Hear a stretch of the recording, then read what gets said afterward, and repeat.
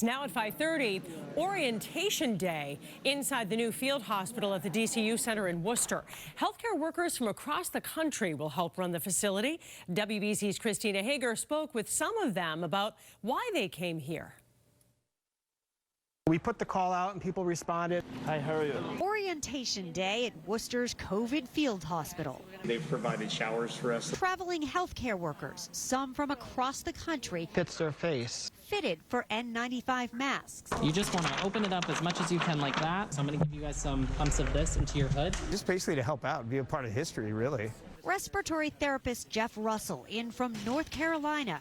He became sick himself while treating COVID patients months ago, and that is what drives him now. I said, look, I've got to be a part of this. I don't want to just step out of life. So I decided this is what I do, and why not go do it? He'll be working in this room, a new addition since the field hospital opened during the first surge. This is pulling air in and filtering it as it comes out. Our first go around here, we noticed that the patients want to interact with staff and other patients. So this time around, a new patient lounge. We really encourage them to get up, ambulate. There are some unique tricks carried over from the first time around. This box was created specifically for treating patients at this hospital to protect staff. The provider's often right there in front of the patient, looking down their airways. Dozens of future staffers learning the ins and outs of this arena-turned-hospital, and every time they leave, they'll have to go through a series of 3 doors. So the negative pressure essentially evacuates the area of any of the COVID that would remain in the area. Every day. So as soon as that's closed and we know that it's closed, then we'll come through this one again. For the next 8 to 12 weeks. I'm just proud to have a chance to be able to help. In Worcester, Christina Hager, WBZ News. We are so grateful to them. We've heard a lot about contact tracing. Tonight, we're going to see the first steps in action. WBZ's Christina Hager has the story.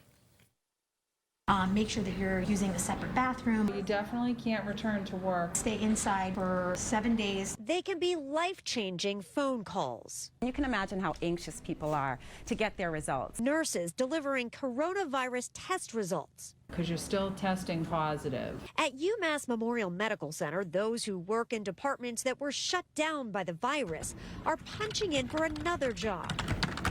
One that experts say will eventually allow life to return to normal. People are nervous about their families. I don't want to make my family sick. What I'll have you do is lean your head back against your headrest. It all starts with the swab, which creates the sample. I just stir it for 10 seconds. Once the test results are in, there's a critical phone call starting the process known as contact tracing. So if he's touching the television remote, and then you pick it up, and then he picks it up, that's how it gets spread. Over the last month, they've made more than 17,000 phone calls here and have given test results to more than 6,000 people. It's a lot of public outreach without ever even leaving this building.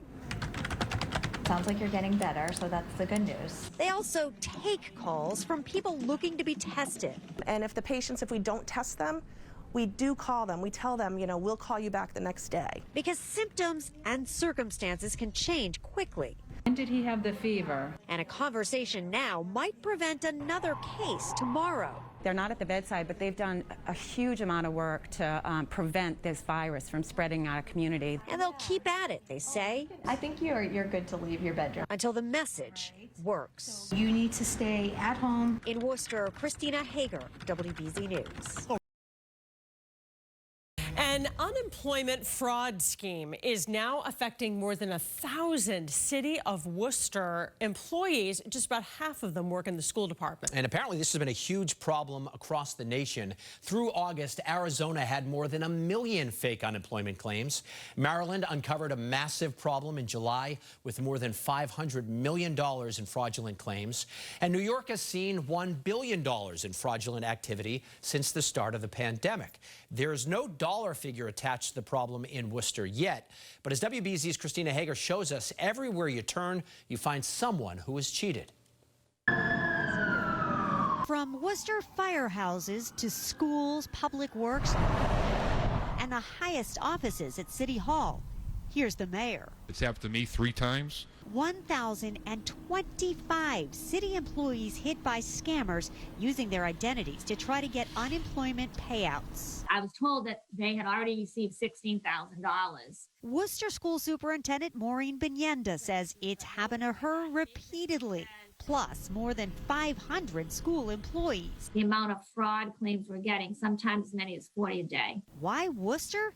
Head of Human Resources, Dori Vecchio. We have tried to piece the pieces together with our technical services department to see if there was something with the city. It's very difficult to try to tie it all together. You can report fraud online or you can make a call.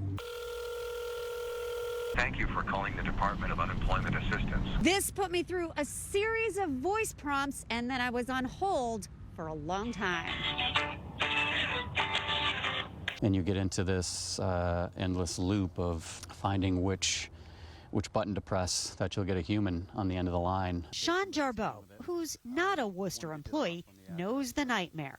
First, he got this in the mail, a fraudulent claim in his name, and then he got laid off. Pretty frustrating. When he tried to put in a legitimate claim, he was frozen out. It just gets pretty convoluted on how many things you have to do to protect yourself once this occurs, and on top of that, you can't get your own unemployment assistance. On top of the pandemic, a double whammy for Jarboe and countless others. Christina Hager, WBZ News.